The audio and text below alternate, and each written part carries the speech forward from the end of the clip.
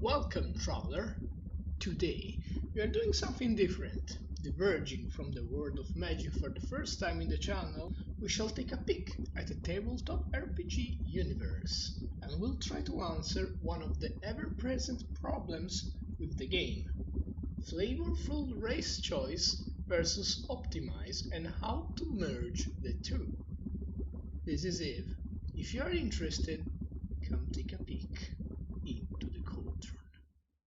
Every RPG, tabletop or not, that has any traits at all correlated with different races or species always has had the objectively best race for each class.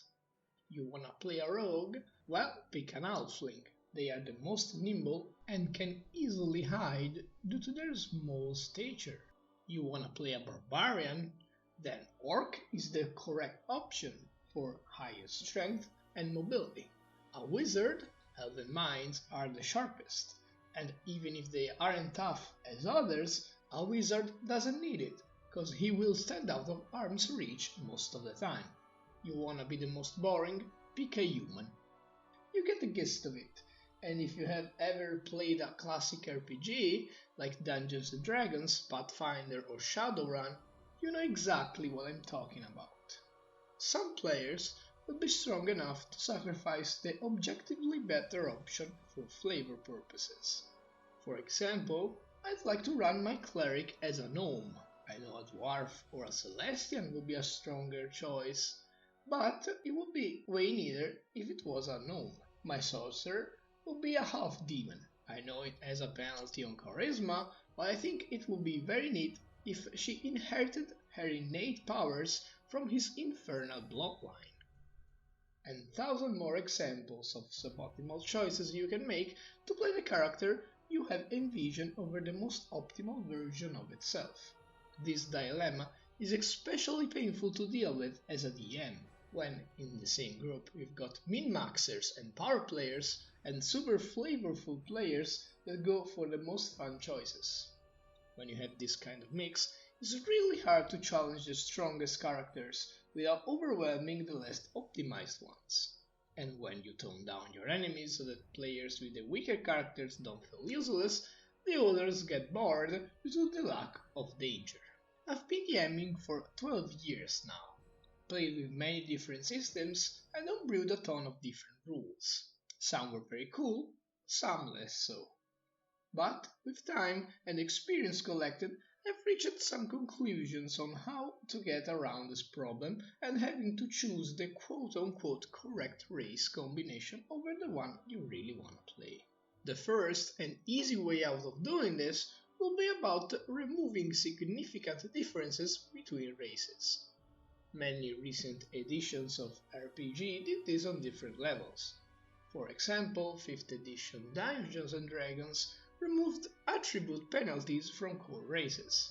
For those who don't know, half-orcs used to have an intelligence and charisma penalty, to reflect their general lack of acumen. Mostly, this just blurred the line though, making it so it's less punishing to go for a suboptimal choice, but not removing the problem entirely. Why should I pick the aforementioned half-orc for my rogue if I can pick an elf and have my bonus to dexterity? I heard rumors of them wanting to go all the way and making so every race has very minimal differences in the next edition, which in my opinion is a better idea over the current state of things. Addressing the problem halfway doesn't fix it. On the other hand, going this route will make races feel very samey. What's the point of even having different races if all of them behave in the same way? Is it fun if we lose the classic dwarf resilience and the elf's feebleness and make both of them behave the same against injuries? I believe there's a better, yet way more complex way of merging flavor and function. Enter race-specific class features. The solution I think is best to solve this problem is keeping each race different attribute bonuses and other feature to maintain their different behavior in-game, but at the same time unlocking special abilities when they pick a suboptimal class.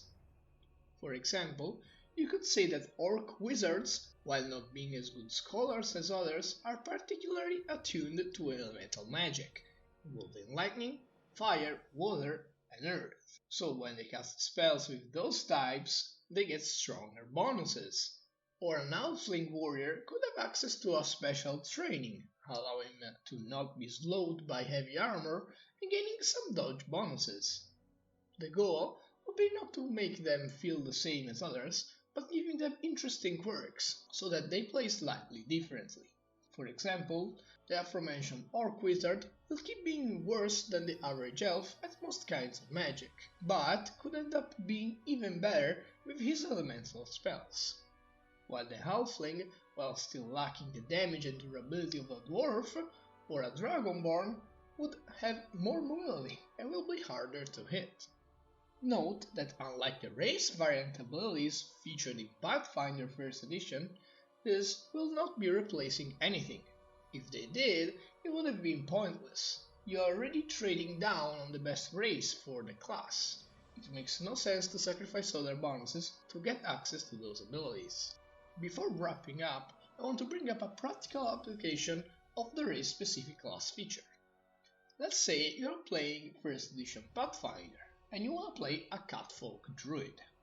Now, the Catfolk has race abilities that boost dexterity and charisma, both a direct bonus and rerolls to reflex saves and additional stealth check buffs, while reducing the Druid's most important ability, wisdom.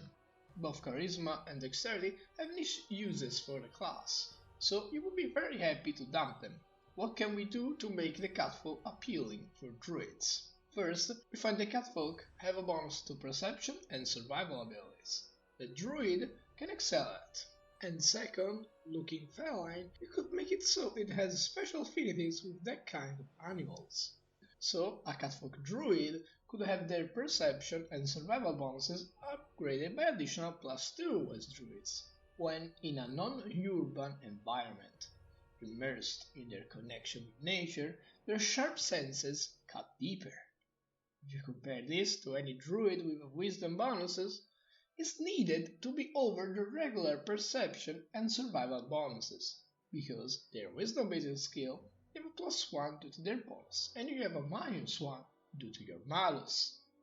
This means that your regular perception and survival bonuses makes you on par with other races, not better. Adding this feature makes Catfolk Druids stand out from others in terms of their signature abilities. Then, Catfolks could consider their Druid level as one level higher when wild-shaping into a feline animal, summoning one, or determining their cat animal companion statistics. Now, while you'll still be worse than an optimized druid at casting almost every spell, you have the edge on very specific class fields where it makes sense that a race will be particularly good at, allowing you to play your favorite character with flavor without losing on function. As you can imagine, while this implementation sounds like the best solution, at least in my opinion, it's also extremely more work to put into practice than to make all races less diverse. And it will also raise the question, where do we draw the line between a not bad race class combination versus an actually bad one? Because you could argue that any race that's not the absolute best one should have some bonuses. For this reason, I find it unlikely that anyone will go through the hassle of taking this route, unfortunately. But we'll wait and see. With indie publishers on the rise, we might see attempts by patient-driven people to implement mechanisms similar to this in order to have the best of both worlds. And with that, the discussion comes to a close. If you enjoyed the video and want to see more, please consider liking and subscribing. Leave a comment to let me know if you agree, disagree, or would have an interesting third solution to the problem. This was Eve. Thanks for watching.